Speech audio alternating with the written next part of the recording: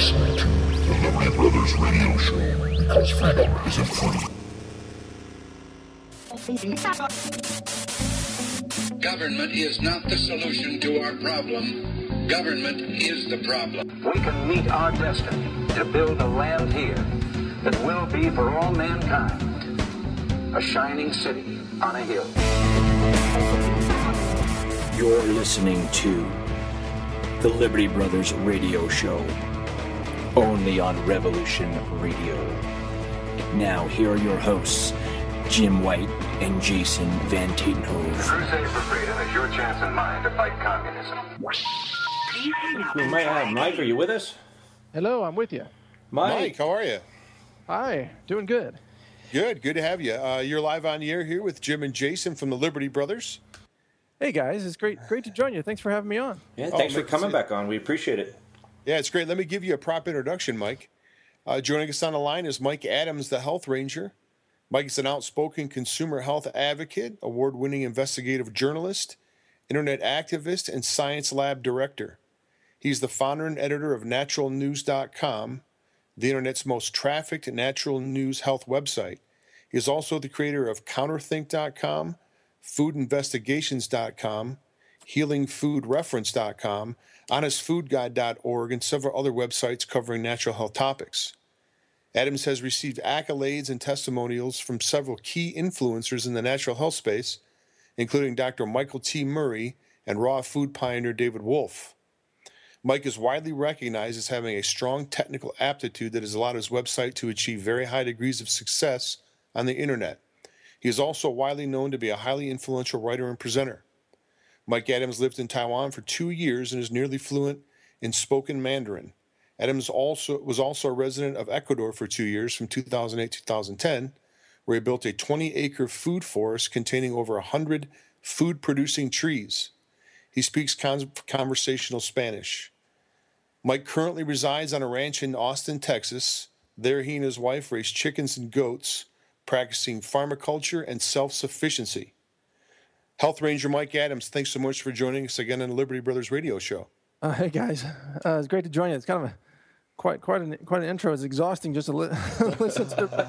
Well, yeah, you're quite an accomplished guy. I mean, you deserve to be recognized accordingly. Well, truth is the best is yet to come from all of us. I mean, we're looking at revolution of grassroots empowerment of individuals, liberty, self-reliance all across the planet, and that's what matters. So that's what I'm really ready to talk about, that and the 3D printing, how that feeds into the revolution. I mean, the best is yet to come. It really is. It's exciting stuff too. I mean, for those people that can see it and can see the spark of what it could bring, it really is kind of exciting times, isn't it? Absolutely, it is. It's so interesting. If there's a lot of crazy things happening that are very dark and very bad, and we're all aware of those, and we know collapse is coming at many levels. Financial, culturally, America is breaking apart at the seams right now. Political collapse is on the way, but there are also some amazing solutions that are available to revolutionize the future of humanity. And those solutions, I believe very strongly, are grounded in the open source movement, which is founded in liberty as its fundamental principle. Liberty, the freedom to share ideas, the freedom to take an idea from someone else with their permission, use it, and then share it, pass it along to the next guy. That this is what's going to cause the revolution. We're not going to have big changes in our world by different people going to Washington. That's not, I think, the solution. The solution is going to be grassroots, liberty-based, decentralized distribution of groundbreaking technologies that are actually low-tech technologies, many of which can be literally 3D printed by people all over the world for just a few dollars. So it is an exciting time. And the open source aspect of business, I mean, at first you'd think about it, it's free products. It's ways you can take existing technology and adapt it, find a niche, and repurpose it for that niche. And, people think they're kind of stuck in this paradigm that you've got to pay for a product to be a part of capitalism. Well, this the guy we're going to be bringing on, unfortunately, we couldn't get Jeff Moe back on, but we do have someone, his PR director for his company, LulzBot, and Aleph Objects, that we can bring on the line here any second. But their entire company is built around that open source hardware. So, every computer, every piece of software, even the stuff that runs their phones, is all open source. Yes. And, I'm not against capitalism at all. And it's compatible with open source in the following way. And this is what we are doing. At the same time, next year we're going to be releasing some open source, downloadable, 3D printable, revolutionary devices that really enhance self-reliance. Preppers will love these. They address realms of nutrition, food, medicine, water conservation, detox, lots of areas. But at the same time that we will post the files to be shared and to even tell people, hey, put this on your torrent website, share this, we will also be selling the product already made if you want to buy it made. If you don't have a 3D printer or you don't want to print it yourself, you can also buy it. So there's an honest revenue model even when you give people a choice either way. Mike, before we get into 3D printing and cover that type of area, I want to just bring up one thing with you, if I could, something you reported on. The big news here the last couple of days, and you're very familiar with it, the CDC comes out and says, sorry about that. The flu shot is not going to be effective at all. But in a Rahm Emanuel type way, of course, you never let a emergency go to waste. Now there's two other ones that you can take now as sort of as a supplement because the first one's no good. So not only they get you with the first one, it doesn't work. Now they're recommending two more on top of that. So they win in the long run in every scenario. It's sort of Orwellian, isn't it, Mike?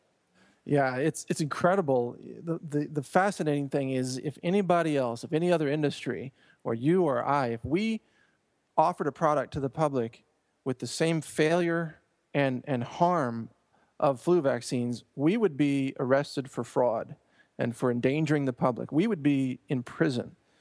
When the CDC and the vaccine industry push products that don't work, that they admit don't work, that they admit contain mercury, which is a neurotoxin, and that they admit right on the insert has never been tested on pregnant women, has no evidence of efficacy or safety in children, but yet they promote this and there are no repercussions for them. And people, the obedient sheeple, keep lining up to be injected with this completely medically useless and yet heavy metals harming substance to be injected into their bodies. It's extraordinary.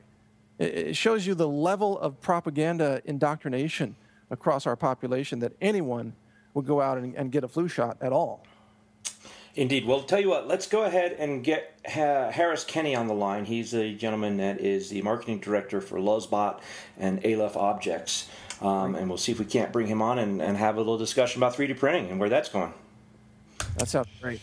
Mike, I want to say before he comes on the line, great work on your labs, man. What a brilliant idea getting that thing going. And, of course, the McDonald's Chicken McNugget thing was classic.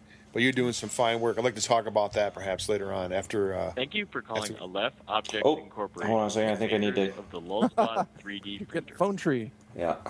But yeah, I'm happy Press to. 1 for sales. Any subject. Press 2 for technical support. live radio, Mike. All right, here we go. Hopefully, we'll bring him on. What's his name? Aleph Objects, this is Harris.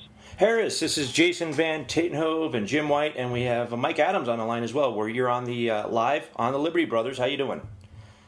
Hey, Jason, Jim, Mike, it's great to speak with you all. Well, we're glad that you could take the time to come on and talk with us a little bit. We're all really excited about what you guys are doing over there. I, of course, am old friends with Jeff Moe, who founded the company there, but definitely thankful you could come on such short notice to talk with us about what you guys are doing there a little bit more in depth. Absolutely. Thanks for having me on. Yeah, we've got a lot of stuff going on, so it's plenty to discuss. All right. Well, Mike, I'm going to let you take the floor and kind of steer the conversation where you want to go. Okay, well, first of all, Harris, It's great. It's great to meet you. We've never met, off the air or anything. This is the first time we're meeting, but I love the LulzBot printer. I've been using it for rapid prototyping on an incredible array of projects to release here in just about 60 days or less. So just want to thank you for making this available to the world. Absolutely. Well, we really appreciate your business, and it's funny. Jeff and I actually were just talking about some of your projects earlier before I hopped on the air here. So thank you, appreciate it. And you're like a lot of our customers. I mean, they're doing rapid prototyping, but also doing final end-use parts for costumes, and even manufacturing parts for customers that they end up selling online or in retail stores. So anyway, thanks for your business. Well, absolutely. And, my first question to you is, I think last time Jeff was on the show here, he hinted about a new product coming out in 2015. Can you tell us anything about that? I can, yeah. So 3D printing has been growing and really changing really quickly. And on our part, what we're trying to do is make it easier and more accessible for everyone, while also respecting user freedom. Right, so you have this challenge of wanting to make it really accessible for people and have the machine do the work, so more people that are newer to 3D printing can get involved and make their own objects. But you don't want to take away, the freedom that they have to see how the machine works, see the source files, make their own improvements and things like that. So we're excited to be accomplishing both of those goals with a new machine that we're calling the LulzBot Mini, and we're going to be launching it in January. And it's going to be affordable, desktop, lower price. It's going to have new software. It's just going to be basically loaded with features, but we're really excited about it. That's awesome news. Can you reveal the build space dimensions on that? Sure, yeah. So it's 6 inches cubed. So that means basically 6 inches in the x-axis. If you're looking straight at the machine, that's like from left to right. 6 inches from front to back, and then 6 inches from top to bottom. So you could build a 6 inch by 6 inch by 6 inch cube, basically. That's funny, because I was actually doing a lot of my designs based on 6 cubed as the max printable size. So it just happens to work out. What about the automatic bed leveling, calibration, things like that? What's it going to have?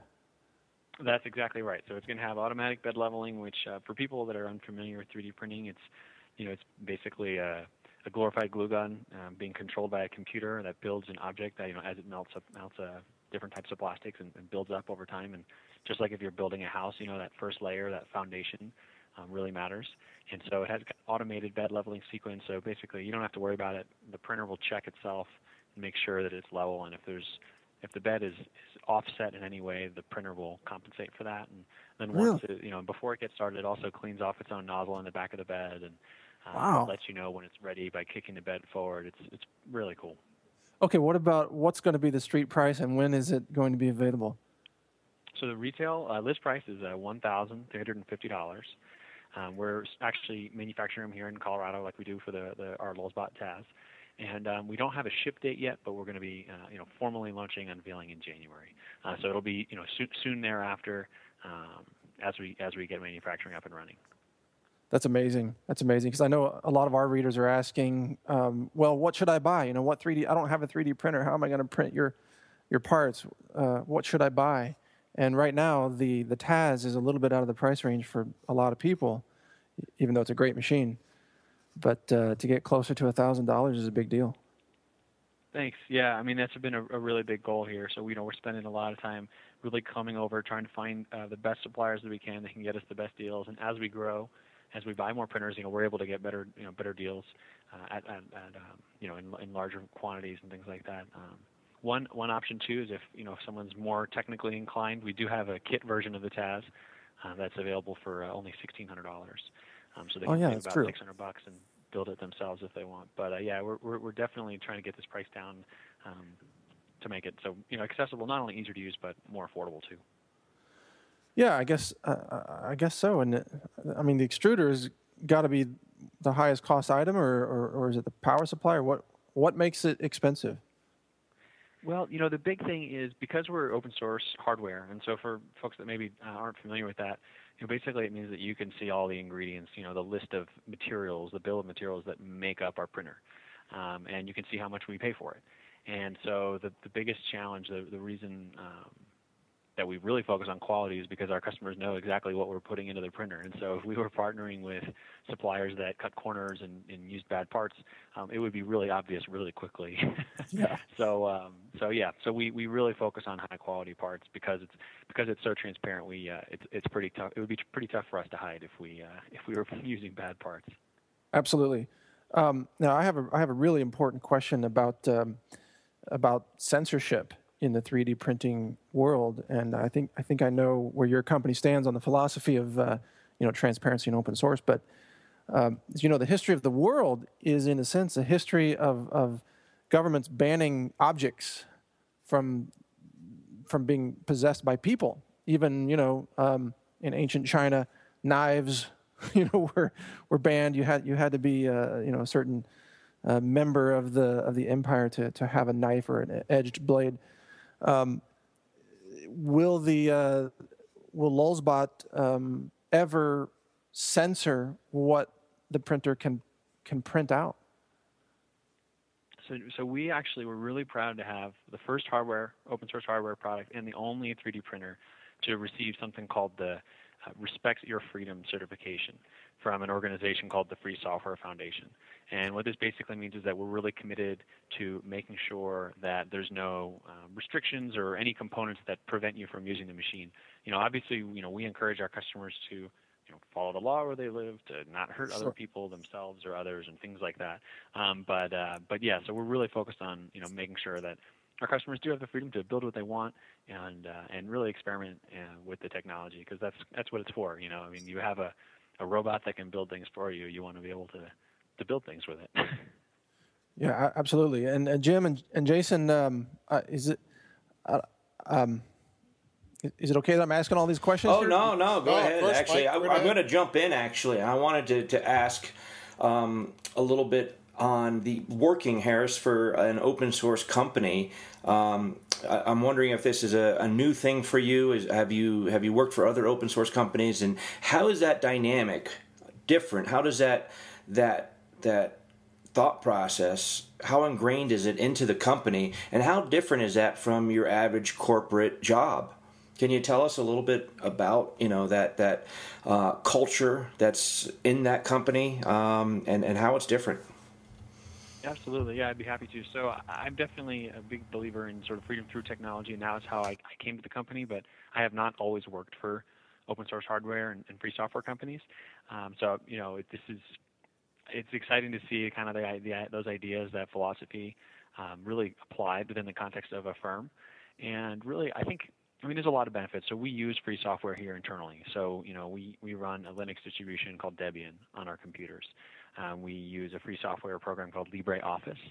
So if anyone's listening right now and this sounds kind of cool, but it sounds a little intimidating, you should download LibreOffice. It's a great way to start using free software without having to learn anything complicated. It works just like other sort of common word processors, but it doesn't cost anything, and it's a community project. And so we use technology like that, but so obviously that helps in a lot of different ways. But really, one of the biggest benefits is that everyone in the company is talking all the time about what's going on. There's no secrets in R&D or in manufacturing or customer support. If there's any issues or if our customers are find any good improvements, we try to get those ideas as quickly as we to proliferate as quickly as we can, both inside the building and outside the building.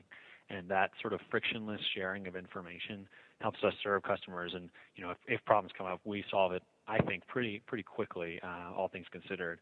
And if a customer comes up with a great modification, they share it with us, and we can roll that out into the machines that we're making that day. If it's that good of an improvement. So I think that's probably the biggest benefit for us as internally as a company, separate from customers and things like that. Well, that's huge. And I'm just curious too, what are you seeing a strong uptick in demand, in awareness? Sales volumes perhaps? What's happening with with your company's products and the demand that you're seeing? We're seeing a lot of growth. And we had our Cyber Monday of this year was our best sales day ever. We've gone from last year, this time we had about 17 employees. Right now we have 64 employees, so over the last year we have really exponential growth. Yeah, and let me tell you, all 64 of us are very busy, which is good. So there's certainly not any extra people sort of hanging out playing frisbee, in the afternoon, unfortunately. But yeah, so we're growing quickly. The demand is really high, and we're finding demand really across the spectrum, which is what's neat. I mean, people that are homemakers that are experimenting with things on their own, but also teachers, librarians, folks that are full-time engineers for Fortune 500 companies. You name it. The freedom that our machine provides can benefit people in different ways. Engineers like to be able to modify it. Teachers like to be able to show their students how it all works. So we're finding that approach is really appealing across the market, not just to any one group of people. I want to mention. I'm sorry. Go ahead. That's okay. Go ahead, Mike. Well, just to mention for those listening, I'm afraid this might sound like a commercial or something, but it's not. I mean, we're different parties who came together to have this discussion because this is what we're passionate about. I'm a customer and an inventor of this. Harris, it represents the company that made this possible. You guys are hardcore into liberty and self-reliance and spreading the word on all that. This is not a paid endorsement or anything. We're just here. I'm asking the questions that I'm personally curious about. I just want the listeners to know this is not like an infomercial. Yeah, not at all. I mean, I don't even own a printer. Not that I wouldn't want to, but I've just been intrigued. I've known, again, Jeff and I have been friends for, a long time. I got to say, going on maybe 20 years. I don't know. We go way back, and we've worked together on different projects before, and, we're both liberty-loving people. So, we've kind of gravitated and grew up together to a certain extent. So, it's just always cool to see what Jeff's doing because he's always doing these really cool projects. And I remember, walking in when it was just kind of a back warehouse and seeing all these machines sitting there cranking away, producing more machines, and now to see, I'm excited to be able to swing by the operation now over the holiday break and see just how much it's grown. But for me, it was just an interest because I happened to have a friend that was doing it, and I knew that whatever he was doing was going to be a pretty dynamic thing. So, yeah. Well, I was thrilled to find that he was your friend and that you had him on your show. That was a real pleasant surprise for me. Yeah. So. Harris, I got a question for you. I know you don't have a crystal ball. How long do you think we are out before we can walk into like a Costco or a Best Buy even and pick up a 3D printer just sort of off the shelf like you can, those all-in-one printers these days? Are we looking 3-4 years out, you think, or a little longer than that? Oh, so we're actually there right now, just if you want any type of 3D printer. But what we're excited to see is that a lot of retailers are still learning about the technology. So we're excited about the position we're in to be one of those companies too. So we're talking to various distributors, distributors are the companies that have the relationships with those traditional big box retailers that help place the products on the shelves. So they're still learning and they're experimenting with different products, but we've seen because of the demand and appetite for our printers that we think we may be able to play in that part of the market too. And we hope that there will be other, additional open source hardware products that are on the shelves too. So we're there today, depending on where you live, and our machines are available on Amazon, and there's a bunch of printers available on Amazon, and things like that. So it's definitely becoming a mainstream technology. Well, that's where I found it, and I in searching for it, I knew that I wanted to do my own CAD and prototyping. But I think, well, actually, this is my question to you: what percentage of people who buy your printers really just want to download and print objects that other people have made, versus people who want to do their own custom design? So that's an interesting question. I don't know the answer to that. We did a survey about a couple months ago. Our users are about 50% personal, 50% professional. So I'd imagine that pretty much every single one of those professional users, that's their primary use, is going to be doing their own modeling. I can't imagine very many jobs where you where you can just take stock items online and I mean maybe a handful, but. So we're looking at least 50%. I think it's probably north of 75% of our users are doing their own modeling or at least learning how. A lot of people when they're new, they'll just pull things from the internet and from different sharing sites to get started, and then then they come up with some project that they really want to do, and no one's fixed it yet, so they end up teaching themselves CAD to know how to do it. And it sounds like that's a lot of what you're doing with your projects is. That's exactly what I'm doing. Product isn't really out there yet, so if someone's going to make it, might as well be you. Well, actually, Mike, I wanted to ask you a question. You've got a pretty big operation here with naturalnews.com. I mean, you are one of the leading websites out there for alternative information. You guys are always doing new stuff. And I was wondering how you in a day-to-day scenario, how do you use that printer? You as a business owner, as an entrepreneur who's out there, creating, a media outlet and all the other projects you're doing, how does that fit into your daily work schedule, and what are you using it for? Well, here it's pretty simple. I'm prototyping. I found that these devices, these inventions that are coming out. At first, I thought that I was going to have to combine 3D printed parts with other parts from the real world in order to assemble them into the devices that I wanted to put out there. But more and more, I'm finding that I'm able to create the 3D part and print the part by itself, so I don't need an outside element. But in some cases, some of the devices I'm putting out there will need common objects, and such as a paperclip. One of the objects I'm going to be releasing next year uses a straightened paperclip as the hinge connector for a moving part, and I'm doing this around common objects so that people in developing nations, people in impoverished nations, or even post-war scenarios can even locate these common objects, 3D print the other parts, and assemble these devices using really common things that are found in the environment. Can you give us an idea as to what type of objects they are, what they're going to be used for? Well, I'm sorry, not yet. Okay, secret stuff, okay. Well, yeah, the problem is, I sort of explained this on my website, but the problem is some of the things that these devices are accomplishing sound impossible. And so if I go public with it before I release the object and show the video and have the plans downloadable, people are going to call me, totally crazy. They're like, that's not possible. It doesn't work. You can't do that. Of course, it's working here right now. I'm doing it right now. But until I have the final plans ready, I'm just not going to spill the beans. I totally understand, but it's exciting. I can't wait to. I'll have to keep my eyes peeled for when that comes out. Yeah, it's going to be a lot of fun, and people will be using these globally, everywhere in the world, to substantially enhance the quality of their lives. And also preppers, of course, will just go crazy over these downloadable plans, which I hope everybody will pirate and share as widely as possible on the torrent websites and elsewhere as well. We want to get these out widespread so that the files for these objects can never be suppressed. That's the goal. Harris, could you tell us a little bit about your website? I know you guys have open source stuff there. Don't you have downloadable? Do you have downloadable plans on your website? Or go ahead and give out some information how people can find out more about you, about your company.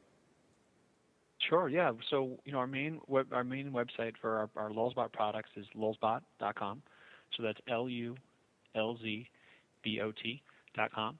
And so we've got our online store there, and we've also got some additional information, case studies of different customers, and our social media pages and all that stuff. But we also have sort of this family of internal websites that are publicly available. So our research and development is online at devel.lulzbot.com, and then the source files for our current products that are available in the store is download.lulzbot.com. And then we have all of our assembly instructions for how we make our machines is available on a website called OHAI-Kit. So it's OHAI-kit.lfobjects.com, I believe. Let me just double check that link. So we basically get that's right. So it's OHAI-kit.lfobjects.com. So we get all that stuff out there as quickly as we can, and we've got a lot of people jumping in and getting involved. So we're also on social media and things like that. A lot of ways to get in touch. Well, let's talk a little bit about the community, the maker community, I believe is as it's called. But really, that interaction between the the people who are creating the devices and just the community in general, there's a huge interaction there going on. And then as part of your mission statement, it talks about how that interaction is very important to what you guys are doing. And it sounds like even with you, Mike, you're looking for that interaction as well with some of these projects you're doing. Can we talk a little bit about the interaction? Because it seems like this is this isn't just a community where you buy a computer, you buy a product, and you begin using it. This is something where you really kind of interact quite a bit with other people that are doing similar things. Can you guys talk a little bit about that community? Absolutely, well, sure. yes. Go ahead, Harris. Yeah. Oh, sorry, Mike. I didn't mean to cut you off. I was confused. Go ahead. No, you first. I think your company is a hub for this, so you go ahead. Oh, sure. Yeah. So, sorry again, but so we've got lots of different types of folks in our community getting involved. I mean, not only in our forum, but customers like Mike who are design their files and then share them with people. So I mean, you kind of name it. We've also got customers that do costumes and go to Comic Cons and cosplay events to show off kind of their wares.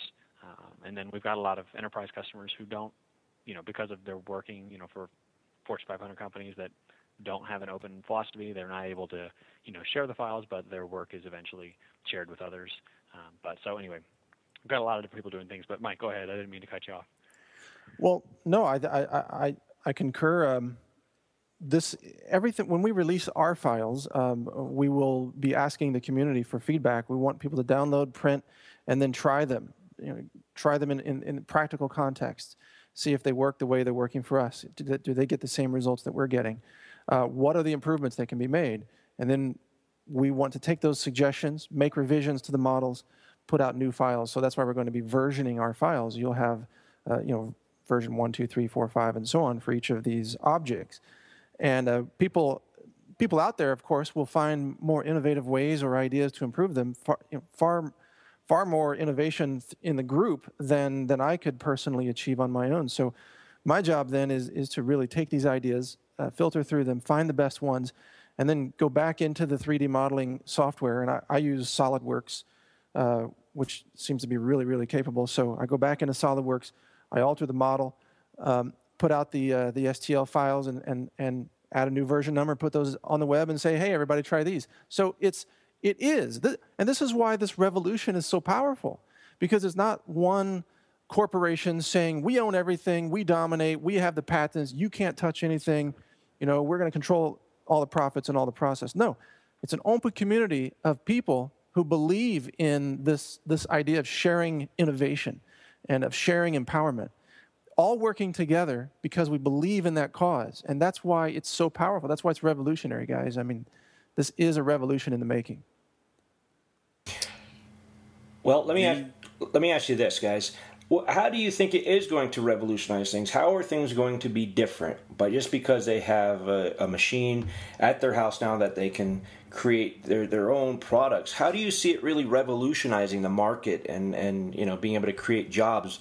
I mean, we are seeing it obviously with LulzBot. They've added quite a few people in just the last year. But how is it really going to, and I'm, obviously playing devil's advocate here because I'm obviously a believer in this technology, but how do you guys see it really helping to revolutionize things? Well, I'll tell you, these printers can do a lot more than just print Christmas decorations. I'll just say that.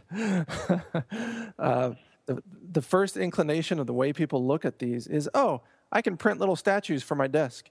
Or, I can print a little pen holder for my computer monitor.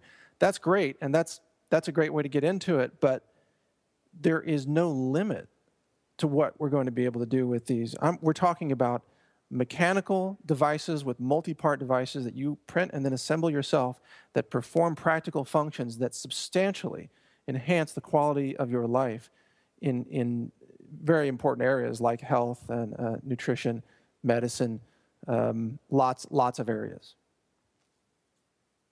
Well, isn't it technically? I'm sorry. Go ahead. Sorry, I was going to say I totally agree with Mike's comments. I don't know if I have anything to add. I mean, it's just it's the limit of your imagination, right? I mean, what are people using the internet for? Kind of whatever you can think of, and I think the same thing is going to be true for these machines. Yeah. Well, it looks like in some small way we can almost end our dependence on, basically, as we all know, a lot of this stuff is imported from overseas, from China, and a lot of these small plastic items and things that you may, go to Walmart or some other place to buy. If you can print them at your house, we could actually, we could actually put a dent in that trade deficit we got going on there with China. I know it sounds funny, but in a way, it really is. A lot of that stuff does come from China. Well, if you go to any hardware store, if you're working on a home plumbing project, for example, you'll see hundreds of bins of different plumbing fixtures and adapters. All of those are going to be made obsolete, I believe, by 3D printing, especially as companies like LulzBot begin to introduce extruders that handle more advanced materials. Right now we're talking about PLA and ABS are the most common, but people are printing with nylon. People are printing. There's another company out there that's got a carbon fiber printer and some kind of custom carbon fiber filament. I don't know much about them, but I've heard about them. As these fibers become more advanced, you will be able to 3D print pieces that are stronger than steel. And when you begin to understand what that means in terms of distributed, decentralized, uncensored production of physical objects in the hands of grassroots people everywhere around the world that can be stronger than steel. And I'm not just talking about defense distributed and firearms. I'm talking about tools. Tools for gardening, tools for plumbing, tools for all kinds of things, for shelter, for your home, connection parts. When you really begin to understand that, you see what a revolution this is. It's the filament will drive the innovation here. Wow. I guess I've really got a lot to learn on things. I really want to. I'm looking forward to seeing this new product come out. It's going to be closer to the price range that I might actually be able to get one. Can you guys give some suggestions for people that may be looking to maybe purchase one for over this holiday season, and what some of the best ways they can get going on things? I mean, what are they looking at? If they get this thing in the mail, how do they go about, starting to use it? Is there certain softwares they've got to start learning how to use? How does it go from, the moment that you get it on the doorstep to actually making a product? How long is that learning curve? And obviously that'll be different for, each person, but what do you guys think? Harris, that's your realm. I mean, what do customers tell them? Yeah, I'm happy to jump in. So, there's a couple of things that you can do if someone's interested, hey, 3D printing sounds neat, also sounds a little complicated. What should my first step be? The first thing, if you're really interested in creating unique objects where, you're pretty confident that someone hasn't modeled it before, probably your best first step is to start learning the 3D modeling software. So there's a couple of free software options that we recommend called FreeCAD, FREECAD, or Blender is another one. But there are some non-free options that are easier to use that some folks do prefer, like Tinkercad or SketchUp. So you start learning if you really have special projects, that's a great first step. And then you can even have your models printed by friends. There's some community type websites called one's called 3D Hubs, and another is called Make XYZ. And basically, they're networks or coalitions of printer owners who are most likely have someone that is on one of these websites in your community that can even start printing your model just to kind of see what it looks like. So that would be a good thing. If you just want to learn more, look for a makerspace, a library, or hackerspace in your community that may have a 3D printer. See it in action. It's definitely an investment. It's going to be a couple $1,000s, but once it clicks and once you can come up with project ideas, you'll probably be like most of our customers, and it'll be running around the clock. Yeah, so true. I can never get enough output out of the one I have right now. It seems like I already want a second one. But as far as if you're curious about my experience, I mean, I had this thing out of the box and up and running in a couple of hours, no problem. Had it calibrated. I mean, I do tend to be more technically minded, perhaps, than the average person. But I don't think this is too complicated for people if they really want the benefits of it. It's certainly less complicated than running Windows 8. I'll tell you that. Yeah, no kidding. They talked before about it being able to print in metal as well. How does that work? Is it like a softer metal that hardens or something? Does it have to be heated? I mean, I really have no idea how you would actually 3D print in metal. Have you done that, Mike, at all? Have you used metal at all? Well, no, there are metal bits embedded in polyresin type of filaments that are available today, but it's not. You're not getting the structural strength of metal. You're getting the look of metal if you polish it after the print. It's sort of a gimmick at the moment. You're not getting actual strength of aluminum or strength of steel. But that day is coming, and I think carbon fiber is key. And I mentioned it earlier. There is technology to print in carbon fiber right now that's extremely strong, and it is layered, and the carbon fibers are attached. And I would imagine that the LulzBot company must be looking down the road. Perhaps, Harris, you can answer this, but you must be looking at what other filaments can we introduce? Where is this going? How can we allow users to create stronger and more resilient objects with advancements in filament? Any word on that? Yeah, absolutely. Yeah, I mean that we're really spending a lot of time and a lot of energy thinking about that internally of what's next. We really think that the materials side is what's going to make this technology really take off. When you introduce a material that has some unique capabilities, either because it's metal or it conducts electricity or it's extremely flexible, all of a sudden you've just got a whole world of new applications. And not only the materials, but also ways to treat them in processing after the fact. Some of these materials have, if you just when it comes out of the printer, it looks cool, but it's nothing particularly special. But then if you do some special post-processing, you can make it, optical clarity to shine light through, or polish, a bronze or a copper fill so that it looks, like a museum quality or statue. So yeah, it's really exciting. Probably the best place if someone really wants to sort of geek out on that stuff would be our forum. It's just forum.lulzbot.com. That's where a lot of that kind of experimental conversation is happening. Man, that's well, cool. That's great. It's great. We're coming down here to the end of the first hour here, just in a few minutes. If you guys gentlemen could one more time before we go, Mike, I'm not sure what your schedule's like. We can talk to you after the break. I'm not sure if you want to hang around for a few minutes after the end of the next hour. Regardless, if you gentlemen could please just give out your websites, information once again, where people can find out more about both of your fine work. Yeah, go ahead, Harris. Oh, sure. Yeah. So our company website is lulzbot.com, LulzBot.com, and you can also find us on social media. We're really active there and posting some pretty interesting things. So basically, if all this sounds cool, but it's a little intimidating, check us out on social media. You can at least see what's new. And guys, I really appreciate you having me on the show. Thanks for your time. Yeah, we appreciate you coming on. Yeah, it's nice to meet you, Harris. Really love to talk to you after the show sometime about where you're going and how we can help promote what you're doing. For my information, I'm the editor of naturalnews.com. And yeah, guys, I can hang with you for another half an hour if you're up for it. Well, we'd love to have you. Yeah, that'd be great. We cover a lot of other topics, but in early February, it looks like I'm going to be launching a new website with open source, downloadable, 3D printable objects that are very practical objects that substantially enhance the quality of your life and do things that everybody has told me are impossible to do. So I can't wait to get this out the door because it's going to make a big positive difference out there. Well, Mike, when you finally get ready to launch that, my friend, we hope maybe we can have you back on even to pop in and give us an update because you've got me. I'm bristling with excitement here, waiting for you to come out with that. I know you always come out with cool stuff, man. I'm really looking forward to it. Well, I'll tell you, I did tease it. I told Jim Mars what it was, and he was super excited.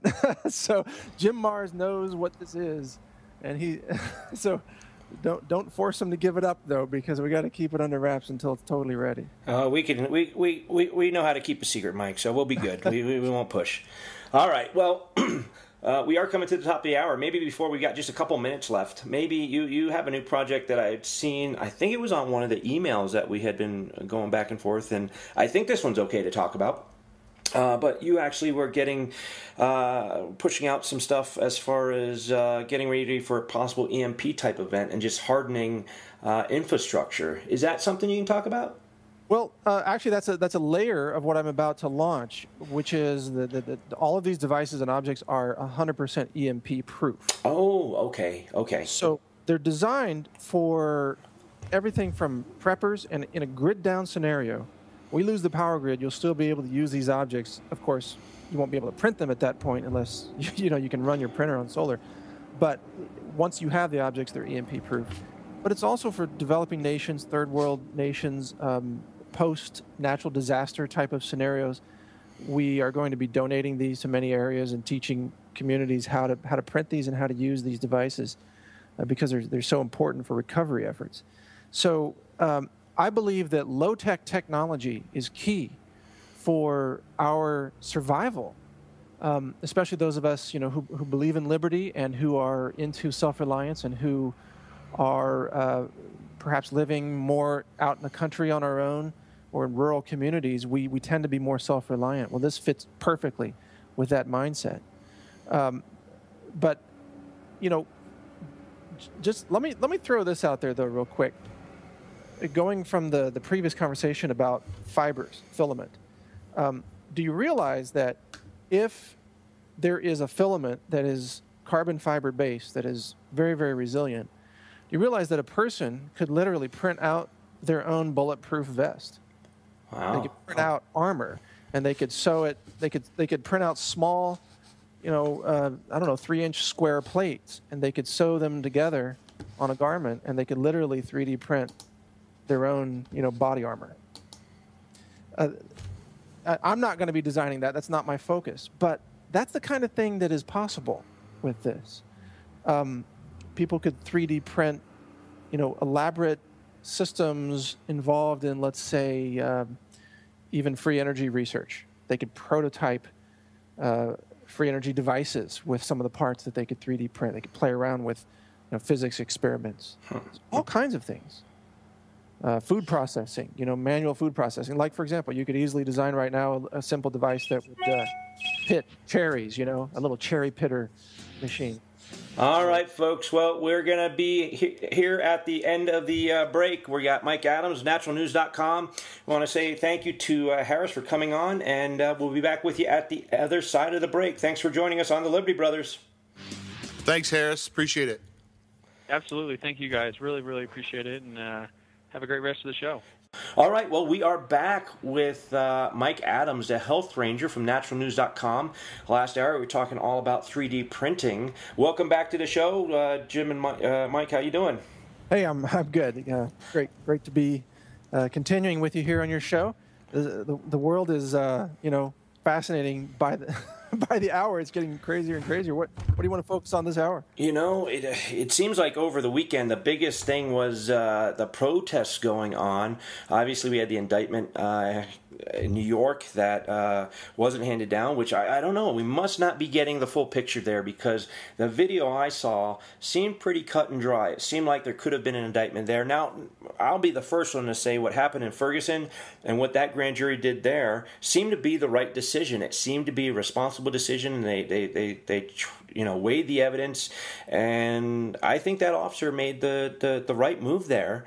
But with New York, I think it's a little less cut and dry that, they're unless there's a piece of the puzzle they aren't giving us, it seems like maybe there should have been something happen a little different there. But, that's not for me to say. It was there was a grand jury that happened there. So we'll see. But we do have these protests springing up all across the country. Even in Denver, there was a couple of police officers that are now in critical condition after being run over by some vehicles. And it was just so appalling to see these activists chanting to hit them again, hit them again. I mean, come on. This is not what this is about. I'm all for peaceful protest. It's a major part of the American tradition, but this doesn't seem right. I don't know. It seems like they're really trying to divide us and make it a black and white issue, when really it should be a police militarization issue. And that being said, we've got so many good people, good sheriffs. We're very good friends of the CSPOA here, and we have Sheriff Richard Mack on, and Denny Pyman, and a lot of the CSPOA sheriffs come on the show, and they're important. But this is something different. What do you think, Mike? What are your thoughts on what happened over the weekend with the protests? Well, I think that two big avenues to explore here. One is that we have to keep in mind the importance of local law enforcement doing their jobs. And there are many, many good cops and good sheriffs and sheriff's deputies in local communities who are really essential to your safety. Most Americans really cannot imagine what would happen in their city or town if the police all went on strike and didn't show up for work. In many cities, it would be mass gang chaos, massive looting, robbing, raping, murder, you name it. It would be out of control. So we have to keep in mind that I've lived in different countries around the world. The police, overall, the police that we have in the United States do a very good job. Now, there are bad apples, and that situation in New York, to me, it looked like murder. It looked like he choked and killed that innocent guy. That seemed obviously excessive use of force, leading to what you can only call murder. And the police militarization issue, as you mentioned, is also huge. But what's really happening with this, aside from those individuals, is that as the public sees this happening, the public is losing faith in the perception of justice in America. And you got to realize that much of what's still running in America today is running on perception. The entire stock market is perception. The economic machine is mostly based on perception. Just the faith in the dollar is an illusion. There's nothing backing it. It's headed for collapse. The government's headed for bankruptcy, financially speaking. So it is the perception that's keeping it going. And when you start to shatter that perception that this is a country where there is truth and justice, where there is due process, where we're supposed to be living in a country where even law enforcement and even the president have to abide by the same laws that the citizens have to abide by, when that perception is shattered and the people begin to believe that, well, now it's a two-class system. The cops can murder, but the people are criminalized for videotaping that murder while the cop goes free. That perception is what will tear this nation apart. And it's the loss of perception that is the systemic risk to this country that could lead to social chaos, that could lead to collapse, that could lead to martial law. And that is, again, aside from the individuals, the big picture systemic perception risk is what I'm really concerned about. You talk about perception, Mike, and I can't see any area that it doesn't reveal itself more than the mainstream media taking, a nosedive. And you see now Dish Network is not signing CNN back up again. Don't you think the perception in that area, specifically talk about perception, don't you think that they have lost, the mainstream media have lost any perception of being truthful at this point? I got to believe that right now, maybe more than any time in my lifetime, the opportunity for an alternative media news outlet or some concerted effort by alternative media, Liberty Group, whatever you want to call it. Right now, I think the iron is hot because people are looking for truth and they're not getting it from mainstream media. Talk a little bit about the death of mainstream media, if you could. Well, you're exactly right. This trend is accelerating. People are waking up more and more and realizing the mainstream media is not just lying to them about the things they do report, but they are selectively censoring things they don't want you to know about. And you can cite many, many examples of that. But the alternative media, it's an interesting beast. You've got, what I love about the alternative media is you have all these independent personalities, independent viewpoints. You can pretty quickly tell who's corporate driven versus who isn't, who's actually independent and speaking their mind.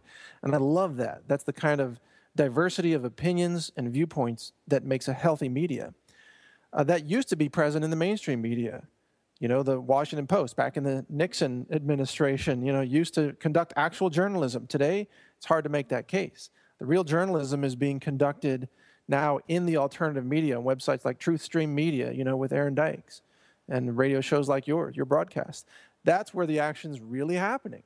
Because honestly, the alternative or independent media, we're the only people left who have the ability to ask questions because we know we're not going to get fired for doing it because most of us don't have a boss. You take a reporter in the mainstream media, they all have a boss. That boss can fire them. And so they're beholden to the interests of that boss, which is usually a big corporation like General Electric. often the case, or Microsoft, MSNBC, for example. But those of us who are independent, we're passion-driven. A lot of times, many people in independent media work for almost no money anyway. So it doesn't, they can't have their paycheck cut off because a lot of people aren't getting a paycheck anyway. So why not just tell the truth? Why not just, go to the front lines and demand liberty and justice and demand compassion for fellow human beings? Demand the liberties that are supposed to be guaranteed or described in the United States Constitution. And that is attractive to the audience. People want the truth. They crave it. They want solutions. They want open source ideas like we talked about in the previous hours. They want innovations to be shared with the people. And you realize, by the way, that whole movement, the open source movement, doesn't go through government. You don't send money to Washington and then Washington divvies it up in a bunch of grants that you have to apply for and get awarded the grant, and then they write you a check. No, it's straight from me to you, or you to your friend, or you to 1 million people on the torrent websites with an awesome 3D printable object. It's direct, man. It's grassroots. It's decentralized. It bypasses all the systems of corruption that are failing us now all around the world, which is government gone bad. And that's the trend for 2015 that we're going to see more and more. We're going to see government failing the people and the people losing faith in government. Indeed. Speaking of alternative media, sorry, I was talking into the mute button yet again. Speaking of alternative media, you seem to be a big fan of it. We love what Aaron Dykes is doing and Melissa Milton. They're friends of the show. We've had them on a couple times and love what they're doing. But we all have kind of our favorites. And I was wondering, you seem to have your finger on the pulse. Who would you say are some of those alternative media people that are up and coming that we should be keeping an eye on, that maybe we may not have heard of, that we could check out? What do you think, Mike? Oh, I don't know. It's quite a list, but I mean, right at the top of the list of who I love right now is Gerald Celente. I think he's a great person to listen to. I'm a big fan of Jim Marrs. And Jim Marrs he's a real, true journalist. He does his research. He cites everything. He backs it up, and yet he presents amazing information in his extremely valuable books. Go on to Amazon, folks. Buy some of Jim Marrs' books. You will learn amazing, astonishing things. I'm a fan of Aaron Dykes and Melissa Melton also. I've known them personally in Austin, and I know they do fantastic work, and I consider them to be very valuable contributors to the truth movement. But the truth is, this whole movement really shouldn't be about personalities. It should be about just the grassroots effort. The more sites we have, the more individuals we have contributing, the better. And I would rather be one among tens of thousands of people than be the head honcho. Big egos in alternative information industry don't go well with it. This is a grassroots, decentralized, peer-to-peer system where we need humility and we need people to contribute and share with each other, and that's what I see mostly happening across alternative media. So it's a very positive movement. Amen. Sort of the small fish in a big pond mentality, so to speak. Absolutely. Yeah, that's how you get redundancy. That's how you get security or strength. Is to have a network of connected people. That's how it works. I agree with you. Mike, something that really it makes me curious, and we've discussed this on the show a couple times, and I know you've got thoughts on this and even written about it. All of a sudden, Ebola just drops off the radar like a rock. And it was just shortly after they came out and said that the CDC had made an arrangement with the news media not to report on Ebola. I'm sure you probably remember that. And then Sure enough, hours perhaps after that happened, all news about Ebola pretty much fell off the radar. Now, I can't believe that it just went away that fast. Some shenanigans, I'm calling shenanigans here. What's your thoughts on the whole Ebola, and how come it's all of a sudden gone? It's off the radar. No, we know that the media was ordered to stop covering it, and they complied. It's an irrefutable fact, and it happened because of the election. The midterm elections were coming up. Remember, when Ebola was getting out of control in the media, and the reports were coming out, people, look, mainstream America, especially people that tend to live in cities and aren't tuned into, reality, alternative media, they tend to get really freaked out very quickly by things that are outside of their normal routine. And this idea that Ebola was in America, Dallas, and that it could get out of control and it could infect them, it really frightened a lot of people, and they began to lose faith. Again, we're coming back to the perception issue. They were losing faith with the party in charge, the Democrats, the Obama administration. And this began to be reflected negatively in the polls for the Democratic Party. So I think the decision came down from the White House, is my guess, through the CDC, to say, stop all talk about Ebola because it's hurting us in the midterms. Now, of course, they got clobbered in the midterms anyway, for lots of reasons, beyond Ebola. How about the fact that we're practically in an economic, depression right now in this country, joblessness at an all-time high, it seems. But they got clobbered anyway. But then they decided, well, let's not even talk about Ebola. Just pretend it doesn't exist. And that has been the plan ever since. So here we are in the middle of this massive censorship of the world's largest ever outbreak of a level 4 biohazard virus that may, in fact, have been engineered as a bioweapon. And they're not reporting it. Amazing.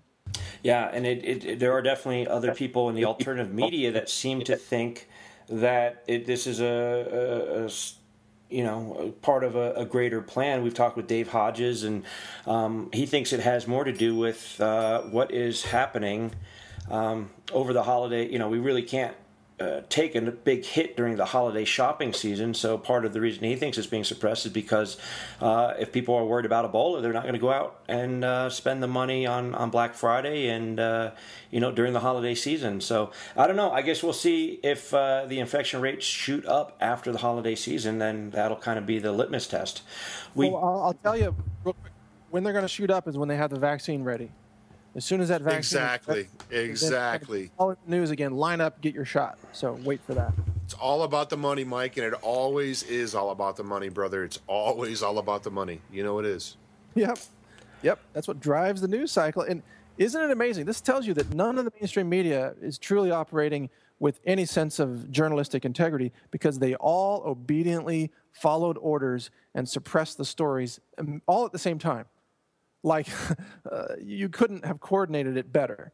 And that itself is a condemnation of the entire industry. Because if it were truly independent, everybody wouldn't go along with the same thing.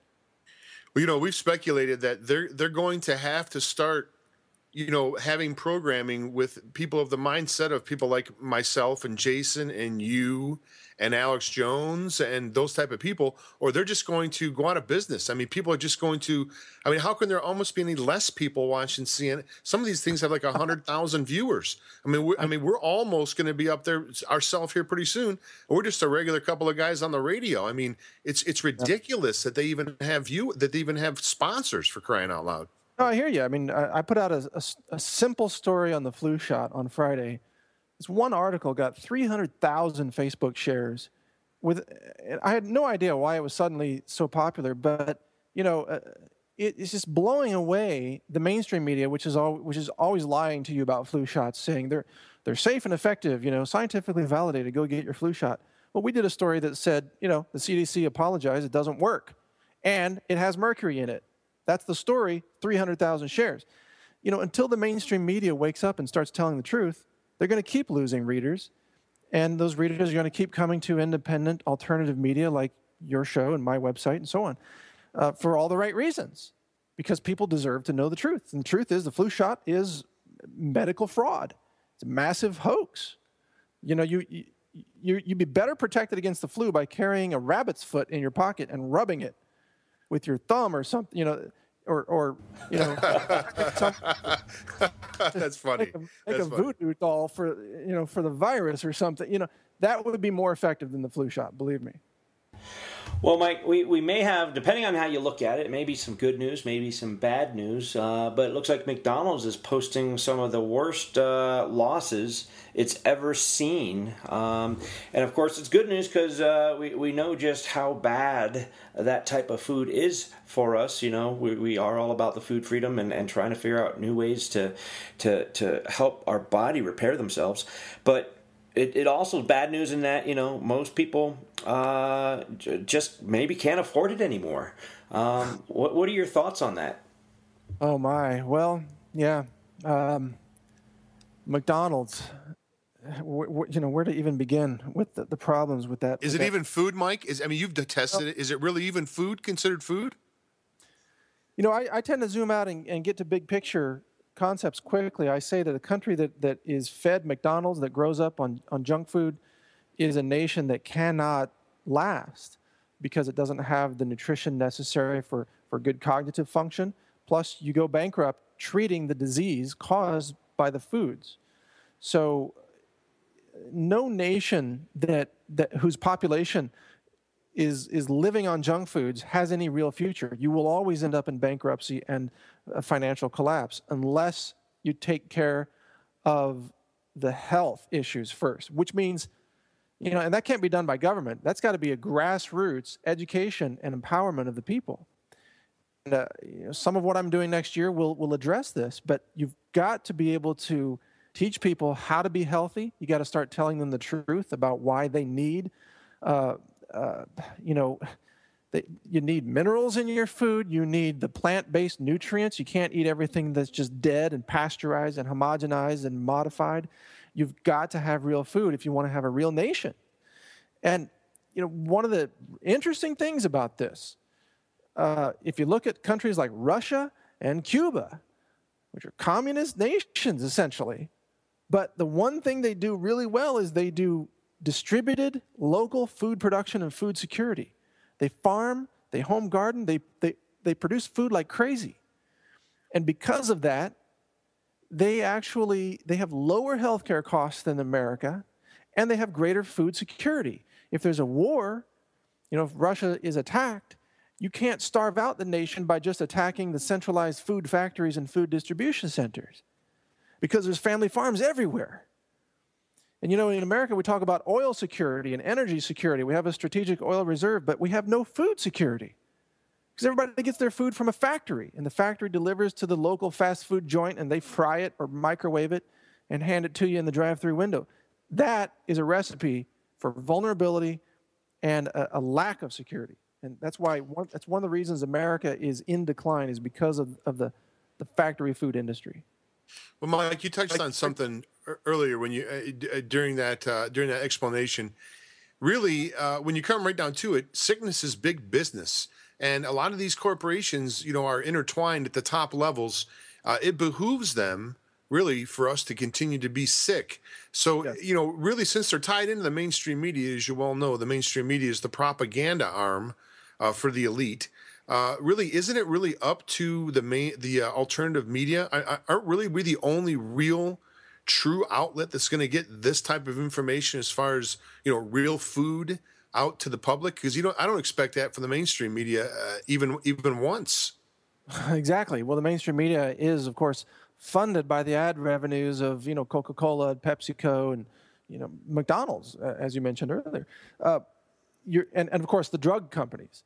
So it is really a scam. It's like Americans are living in the Matrix, and your body is the profit center to be exploited, first by feeding you processed junk food that makes you sick, that gives you cancer, that gives you diabetes, and then to sell you a lifetime of synthetic patented chemicals known as medications, not to cure any of those diseases, because they will never admit to cures, but rather to manage your sickness, to manage your symptoms for a lifetime. So you always need that drug over and over and over again.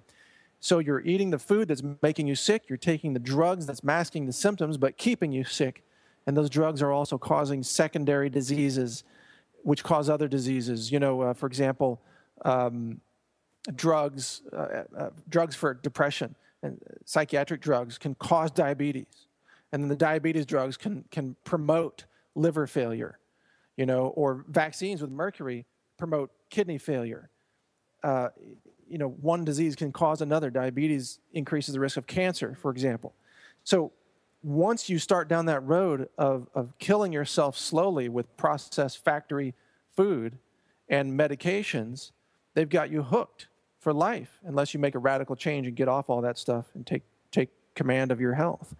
And this is one of the key principles I've been teaching for many, many years and helping a lot of people get out of that cycle, that death cycle, which is also a cycle of bankruptcy, medical bankruptcy, and get back to taking charge of their own health and unleashing the natural healing capability that is actually engineered into your DNA. You are a self-healing machine. You're born with it. You're born with the blueprint. You just have to activate it, and that's where nutrition comes in. Well, Mike, I wanted to switch gears here a little bit and talk about the show that you had mentioned that you had heard we did last week. We touched on a couple different technologies, and the whole basis of the show was basically technologies that I thought could revolutionize the world as we know it. So we had I don't know if you've caught that part of the show, the Lantern, which basically gives you unlimited information access. It's solar powered, but basically it reaches out to the outer net, directly to the satellites. And then if a tyrannical government or a natural disaster were to come along and shut down, local access to the internet, you're still going to have it by being able to download information and whatnot that can then wirelessly be fed to your computer. Hear that?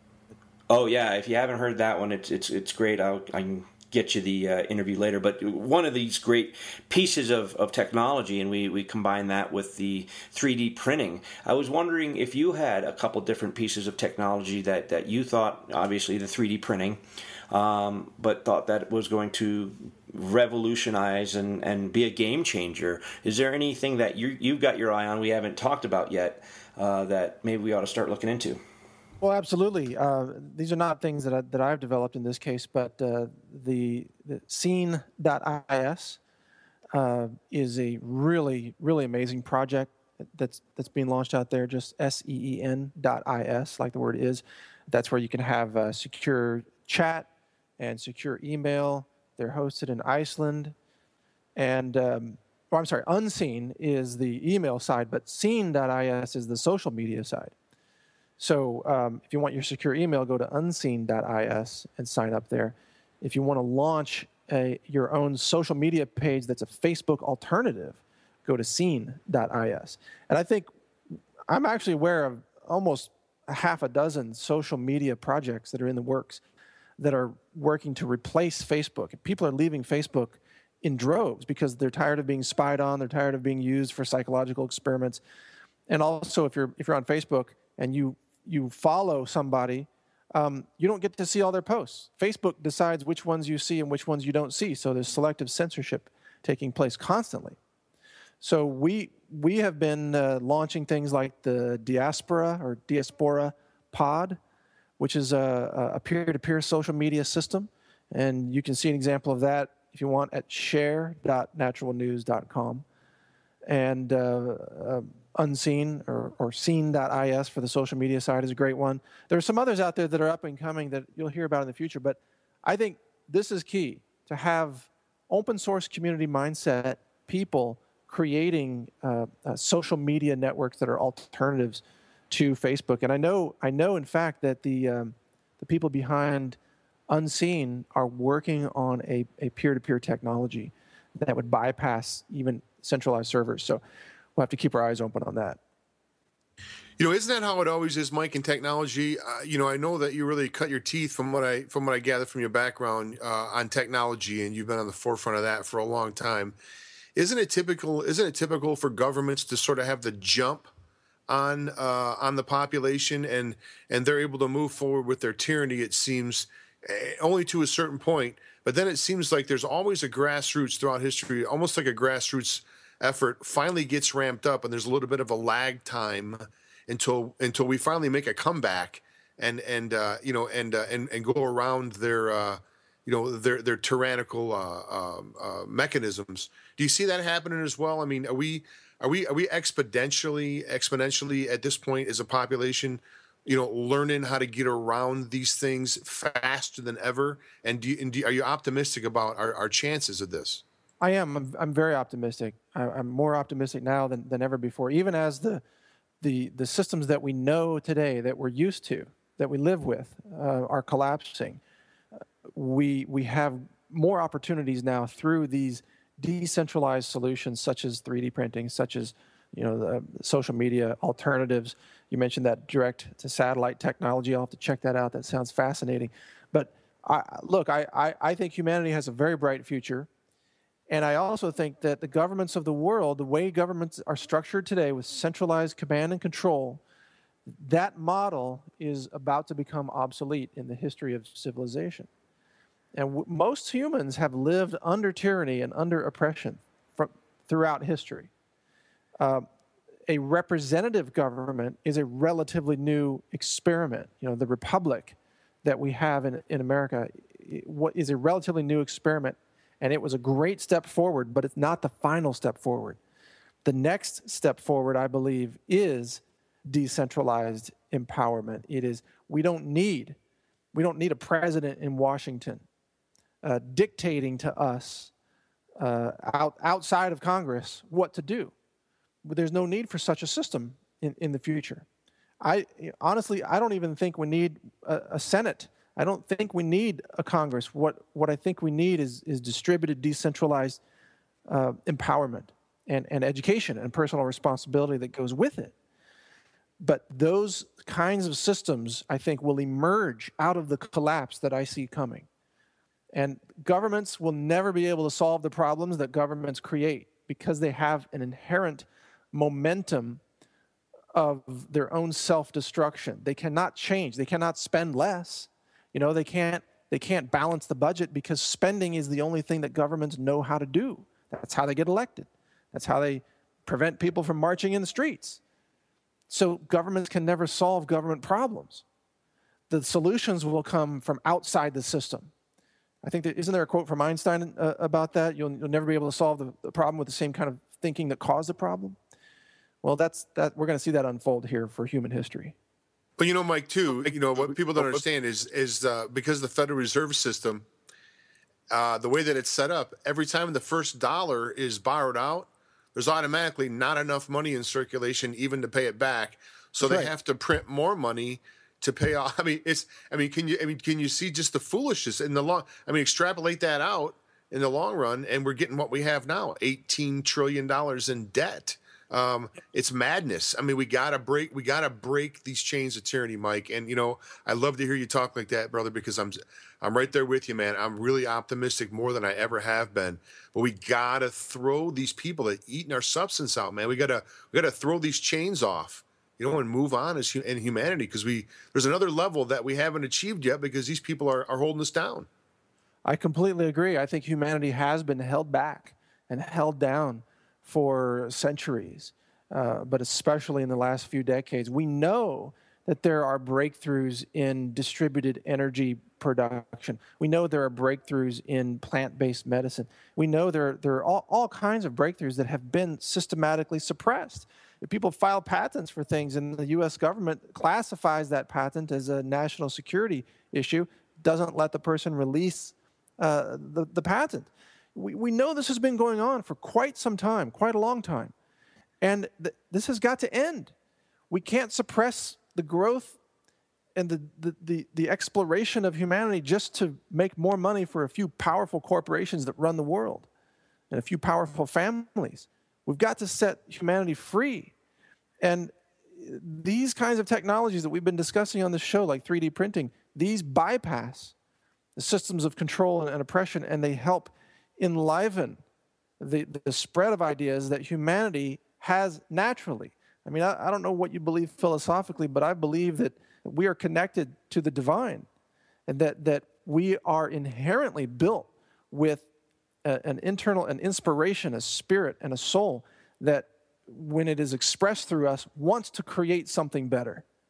And that can be held down only temporarily in human history. Long term, you can't hold us back, because we will find a way to overcome. We will find a way to express that creativity and that natural genius that we all have inside.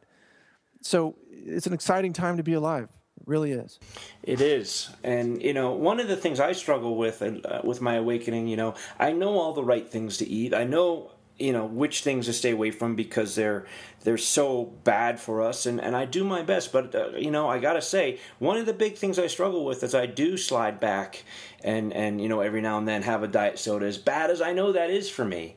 And I know I can't be alone out there, but it really, it's easy to kind of begin to lose a little bit of hope and backslide, but you just got to get back up there and keep moving forward. And I think that's true of all of it. I mean, I know there are times that I cover the news cycle for 4 days during the week, and I feel beat afterwards. I feel like there's not much hope, but I look to these technologies we're seeing, and I do get a sense of hope. I do get a sense that, I don't care what kind of technology they can come up with to keep us down. There's some 12-year-old hacker in their parents' basement somewhere out there that is going to be able to figure out how to bypass that, in no time flat. I believe in that human spirit.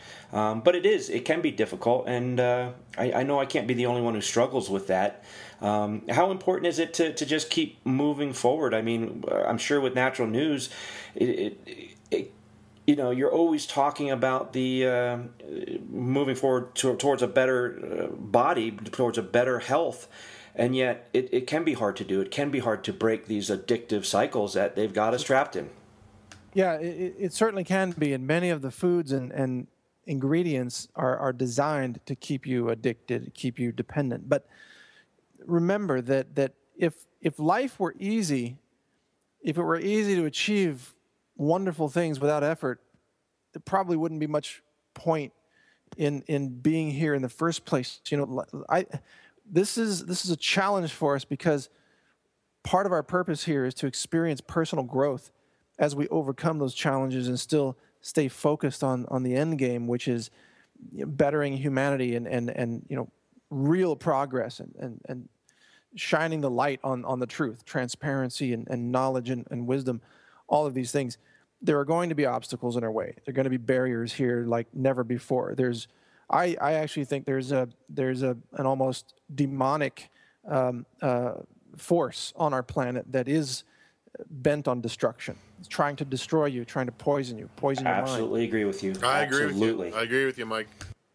And so there is a great spiritual war taking place right now all across our planet, and we are engaged in that war. But the thing is, someone can show up at your house or my house, and they could put a bolus in it. They could end our physical life. They still wouldn't beat us because if we lived our life in alignment with the forces of good in that spiritual war, then we've already won no matter what happens.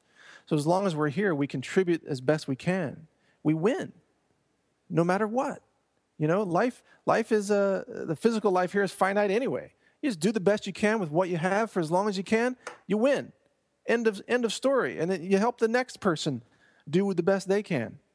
And with this process, I think ultimately we will defeat these destructive forces, and we can literally unleash the kind of positive civilization, world, reality, whatever you want to call it, that humanity deserves.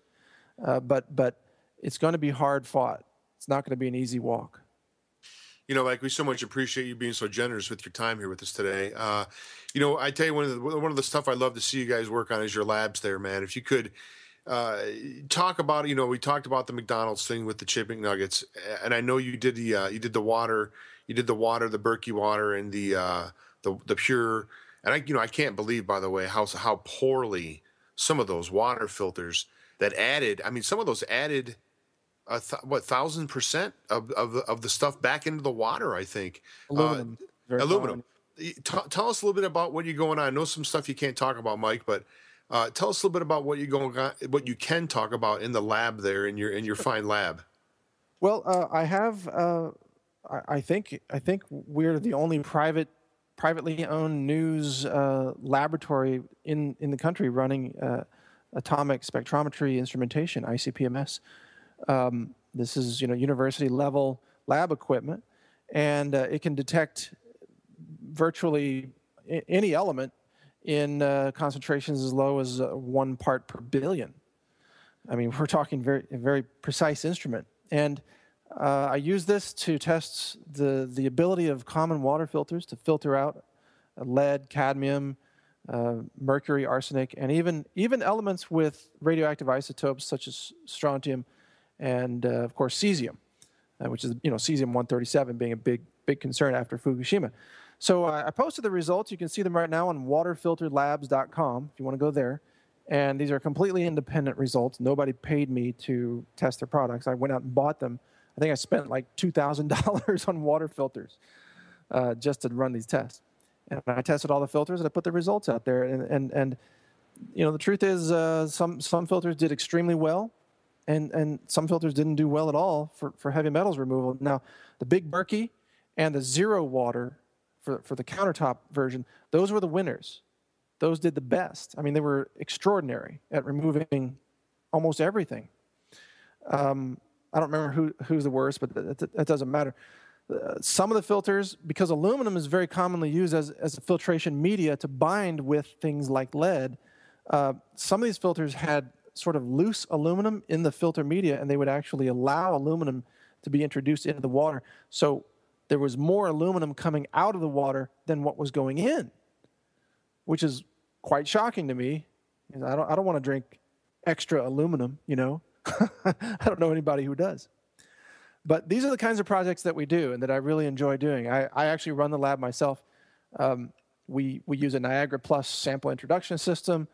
Our instrument, is inductively coupled plasma mass spectrometry machine.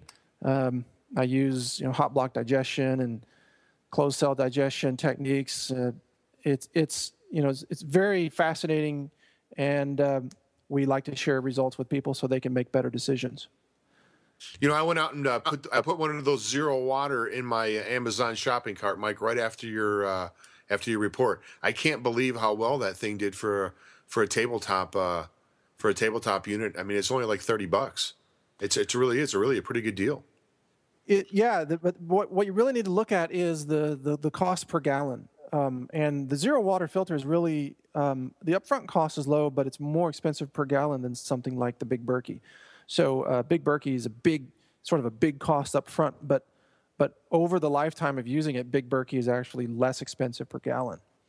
The truth is that filtration media that can absorb various atomic elements, such as lead and cadmium, the media itself is not that expensive. Any of these companies can find that media, and they can put it in a proper cylinder, filtration device, and they can filter those out. But when that filter is very, very small, its life will be very, very short because it can only bind with so many atomic elements. It gets used up in essence or filled up. So the bigger the filter is, and with the Big Berkey you have the I think they call it their fluoride arsenic add-on. That add-on is a pretty good size, so it's going to last a very long time. Well, Mike, before we go here, we appreciate you staying on with this second hour. We got about 10 minutes left. Is there anything that you wanted to talk about that perhaps we didn't get a chance to ask you about, or anything you have coming up, anything you have coming up on the program there on your website that you would like to discuss or get out to our listening audience? Well, thank you for the invitation. The big thing is just this announcement coming up next year, and I'll be happy to come back on your show and talk about it when it's ready. It is going to be the kind of thing that you can download the files, you can print them yourself. I'm even going to post videos of how you can make some of these things yourself using common hardware parts from a Home Depot store or something like that. You'll need a drill, you'll need a few things. I'm going to post a video. I want to empower people with the knowledge. We're going to sell the product at the same time if you want to buy it already made. So, we will hopefully make some kind of money on this to, pay back the investment and effort. But that's not the point. The point is to really share this and let people share this with others because these devices are so crucial for what I believe is coming. So that's our big news coming up. Nothing else even compares to the importance of that big news. And look for that early February 2015.